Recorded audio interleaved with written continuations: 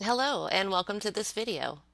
In this video, we will learn about Bloom's taxonomy and how to use Bloom's taxonomy to rate learning objectives. Bloom's taxonomy was created in 1956 under the leadership of educational psychologist Dr. Benjamin Bloom in order to promote higher forms of thinking in education, such as analyzing and evaluating, rather than just remembering facts or rote learning.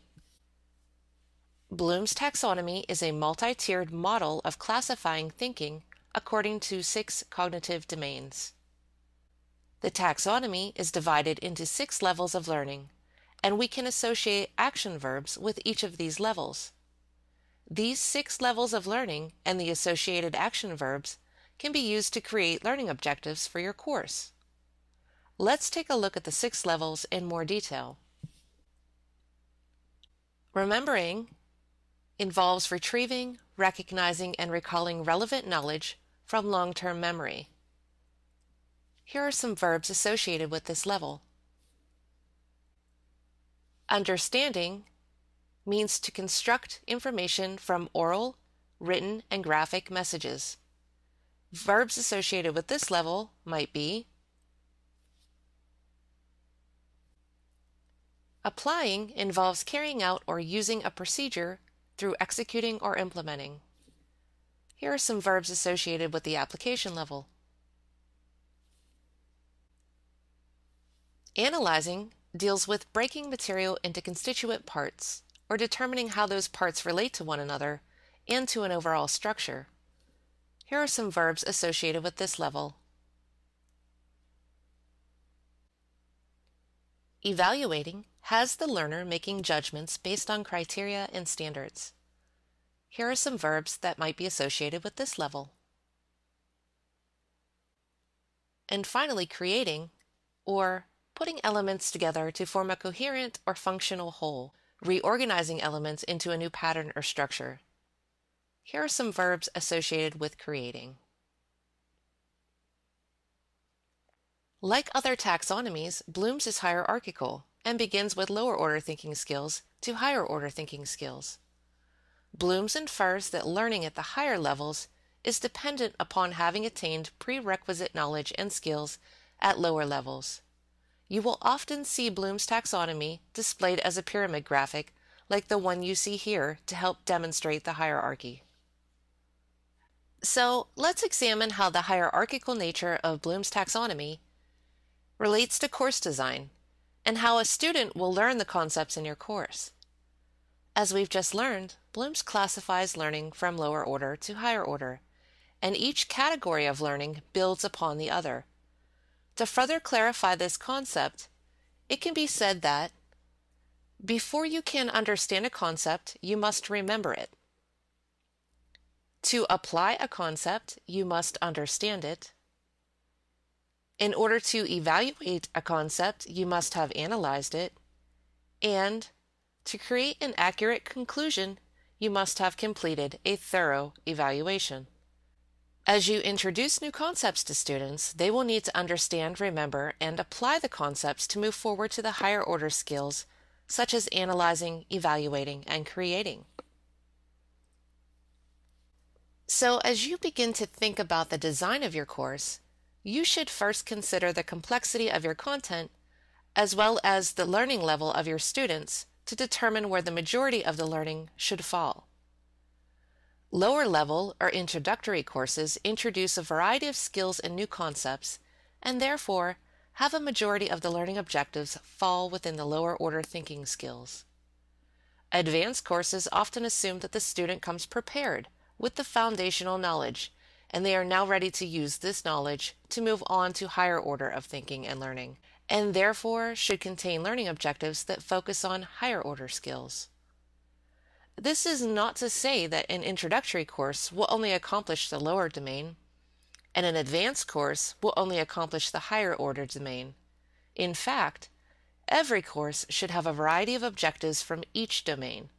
However, how many of the objectives that fall within the lower or higher domains is often dependent upon the content and the level of mastery that the student is expected to achieve.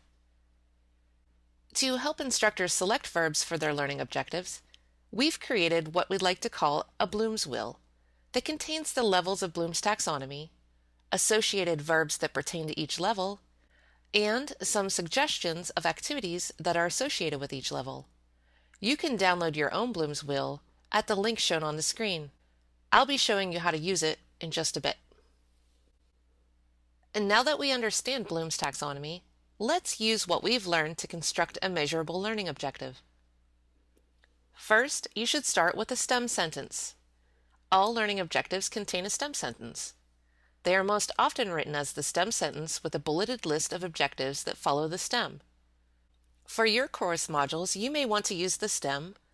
After completing this module, you will be able to. Next, determine the learning outcome. Think about what it is that you want the students to be able to do, and then think about how you will know that they understand what you've taught them. What is the outcome or product that they will do or produce that demonstrates that they've mastered the concept? I'll use this particular presentation as an example. When designing this video, I identified that I wanted the participants to know the 6 levels of Bloom's taxonomy. I then asked myself, how will I be able to determine that the learners understand Bloom's taxonomy? What can they do to demonstrate that they've mastered this concept? From this point, we'll move on to step 3. Consult the Bloom's wheel to determine the appropriate level of learning and select an appropriate verb that reflects exactly what you want the learners to do. So, let's take a look at the Bloom's wheel. I'll note that this helpful tool is available to you online. Simply point your browser to ep.jhu.edu/Blooms, and you'll be able to download a PDF of this tool. Okay, back to the wheel. We'll see that the wheel contains 6 levels of learning or cognitive domains in the center, suggested measurable action verbs for each domain, and a few examples of learning activities and assessments that fall within each domain. You should use your Bloom's wheel to help you select verbs, activities, and assessments for your course. However, it is important to note that the suggested verbs are not all-inclusive, and you should feel free to use other verbs that you may think of if they better describe the action your student will be performing. Now, let's refer back to my example of trying to determine how I will know that my learners understand the 6 levels of Bloom's taxonomy. Note that I use the word understand, but I will not include this in my objective as it is far too vague and therefore not easy to measure or assess. We want our learning objectives to be targeted and more descriptive so that we are able to assess the outcome of the learner's performance. When thinking of my scenario, I first consider the fact that the introduction of Bloom's taxonomy is for the most part foundational knowledge, and most likely a new concept for my learners. Therefore, I can determine that I'll want the objective to fall within the lower order domains, but I know that I want my learners to be able to remember the 6 categories of Bloom's, understand how they apply to learning, and demonstrate that they can apply this knowledge to eventually be used in their own course design. This brings me up to the application level. I then think about an activity that will provide me with a way to measure whether or not my learners can do these things.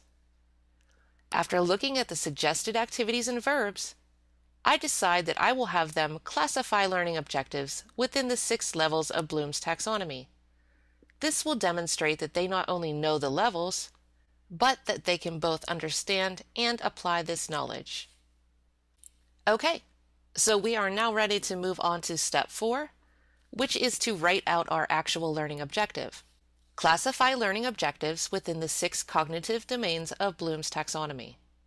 We now have a student-centered, measurable learning objective that we can later use to design an activity, assessment, and related teaching strategies to be associated with this objective. For example, I could develop a learning objective classification activity that participants would complete after they view this presentation. After this, I'm ready to move on to designing my next objective for this module using the same process. Now that we've learned how to use Bloom's taxonomy to help us write learning objectives, and as you work through developing a course design matrix for your course, you should strive to write strong learning objectives. As we learned in the other video on course and learning objectives are measurable, observable statements of what students will be able to do at the end of a unit of learning. So, with this in mind, it is important to emphasize that strong learning objectives do not include vague or immeasurable terms. Terms like understand, know, appreciate, become familiar with, learn, and be aware of are much too vague and almost impossible to assess. Use the Bloom's wheel provided to you to help you select strong action verbs that will describe exactly what the learner will do. This will help to ensure that you are writing specific, measurable, and observable objectives that will provide a solid foundation for your course design. This concludes this video. Thanks for watching.